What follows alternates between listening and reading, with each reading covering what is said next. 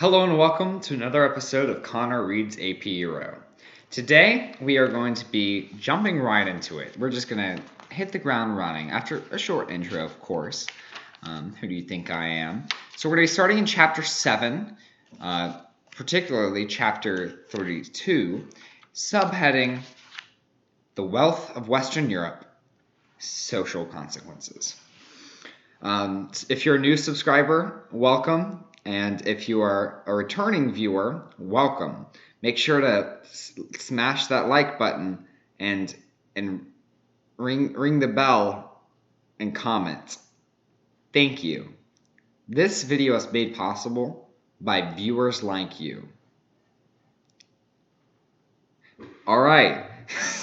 So let's just jump right into it. Alrighty, so we're going to jump right. So I actually figured out something the other day. Why the past 3 years of high school have I been waking up just to make my bed, just to ruin it the next day? When I could just use a different blanket. So I could make my bed, sleep, and use this blanket, and then never have to actually make my bed. Because I can just take this blanket and fold it. Instead of having to actually make my bed every single morning. Because I would just be sleeping on a made bed with a different blanket. You know? I'm saving so much time. I get to sleep an extra 4 minutes every single day. It's revolutionized the way I live. Alright guys, so we're just going to jump right into it. It's a little chilly in the Shoemate household today.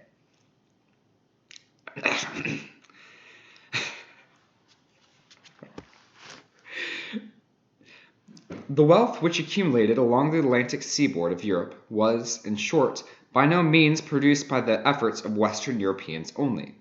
All the world contributed to its formation.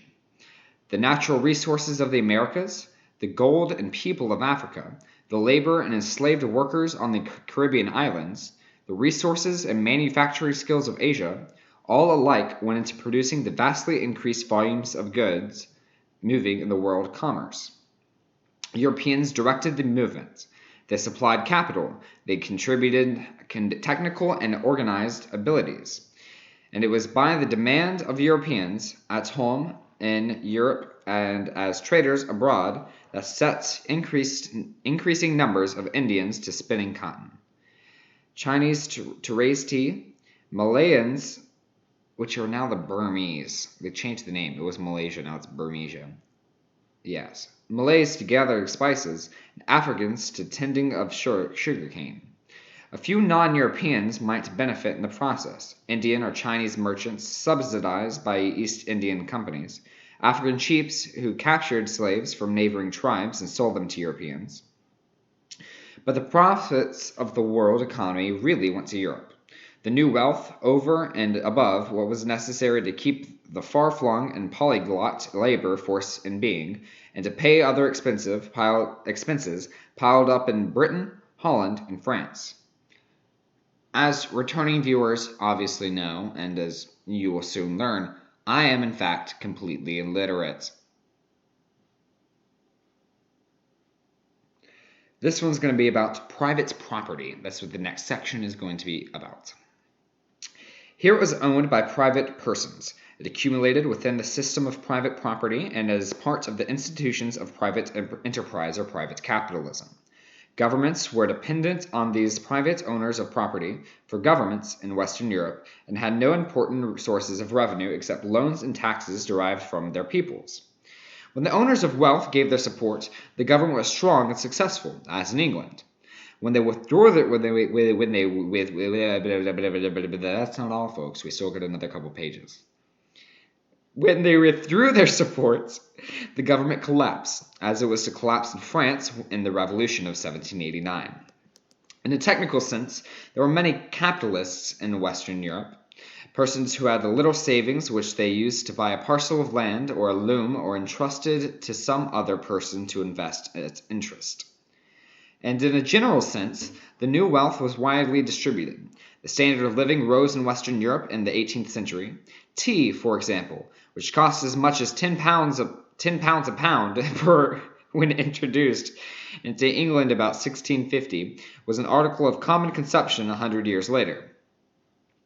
but wealth used to produce more wealth, that is, capital, was owned or controlled in significant amounts by relatively few persons. In the 18th century, some people became unprecedentedly rich, including some who started quite poor, for it was time of opportunity. That's the voice I do when I say parentheses. Semicolon.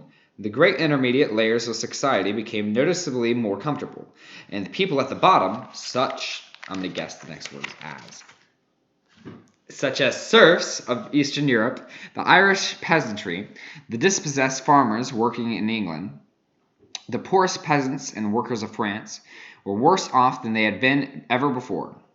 The poor continued to live in hovels. The prosperous created for themselves that pleasant, comfortable world of the 18th century that connoisseurs still admire, a world of well-ordered Georgian homes, closely cropped lawns and shrubs, furniture by Chippendale or à la Louis XV, couch in four, family portraits, high chandeliers, books bound in Morocco, and a staff of servants below stairs. There's a little bit of French in there. Francois, as they call it in France. So I didn't pronounce that right. This next section is going to be about the merging of the bourgeoisie and aristocratic wealth. Families enriched by commerce, and especially the daughters, mixed and intermarried with the old families who had land. Women thus played an essential economic role in the carefully arranged marriages that both protected and increased the wealth of upper-class families. Landowners needed the capital that could be acquired through marriages with the properties that might come into their families through marriages with women of the old aristocracy. But marriage was only one of the ways in which old and new wealth of Europe came together. The merchant in England or France no sooner became prosperous than he bought himself a landed estate. In France, he might also purchase a government office or patent of nobility. Contrariwise, the landowning gentleman, especially in England, no sooner increased his land income than he invested the proceeds in commercial enterprise or government bonds. The two forms of property, bourgeoisie and aristocracy, tended to merge. Until towards the end of the century, the various propertied interests worked harmoniously together, and the unpropertied classes, the vast majority, can influence the government only by riots and tumults. The 18th century, though an era of rapid commercial expansion, was on the whole an age of considerable social stability in Western Europe.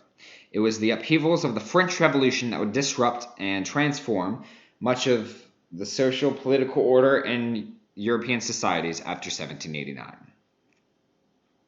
The foregoing might be illustrated from the lives of thousands of men and women. Two examples are enough, one English and one French.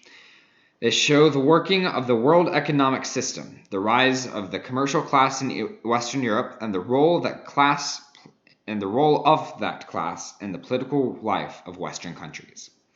This next section is going to be about Thomas Pitt, who I assume is going to be the Englishman that I just mentioned. And the next, as you can see by looking into the next page, is going to be about Jean-Joseph Laborde. Jean, which is, of course, the French guy. Okay. Thomas Pitt, called Diamond Pitt, was born in 1653. The son of a parish clergyman in the Church of England. He went to India in 1674. Here he operated as an interloper, trading in defiance of the legal monopoly of the East India Company.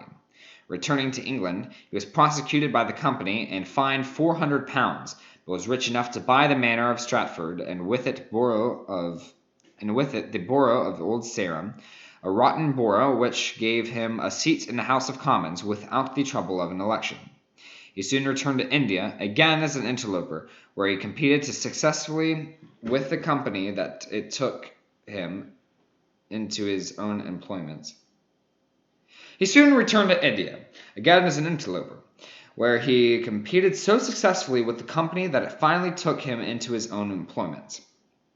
He traded on his own account, as well as for the company, sent back some new merchandise, some new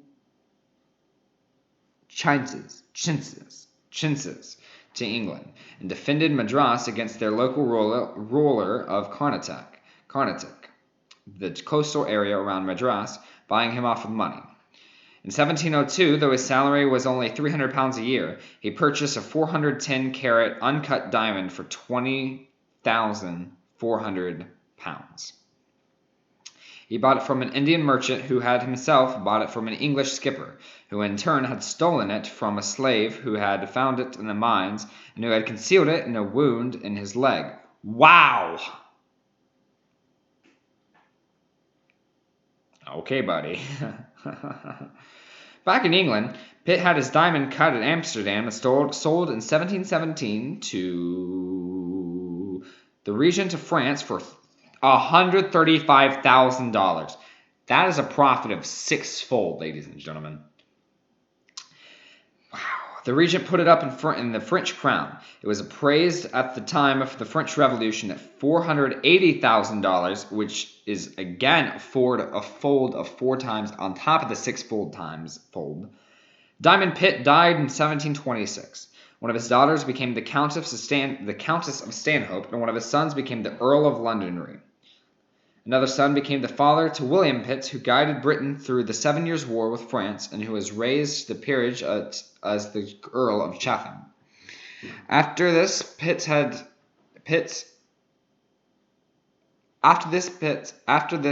city of Pittsburgh was named. After this Pitt, there's no comma. After this Pitt, the city of Pittsburgh. After this Pitt, the city of Pittsburgh was named, so that a fortune gained in the East gave its name to a frontier settlement in the interior of America. Chatham's younger son, the second William Pitt, became prime minister at age 24.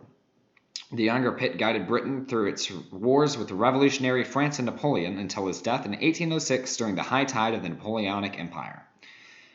That was not very important. I didn't need to read that.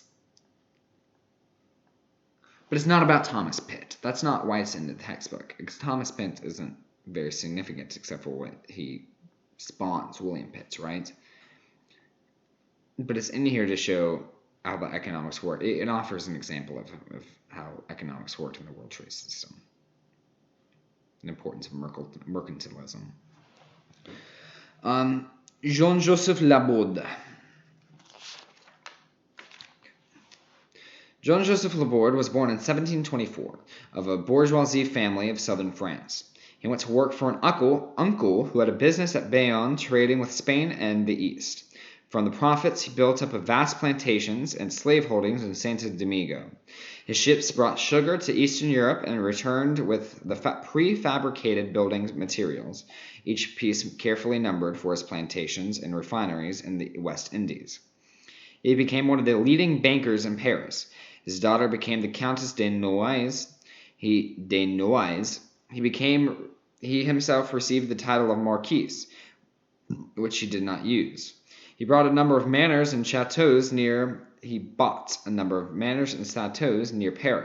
As a real estate operator, he developed that part of Paris, then suburban, now called the Chaussée d'Antin.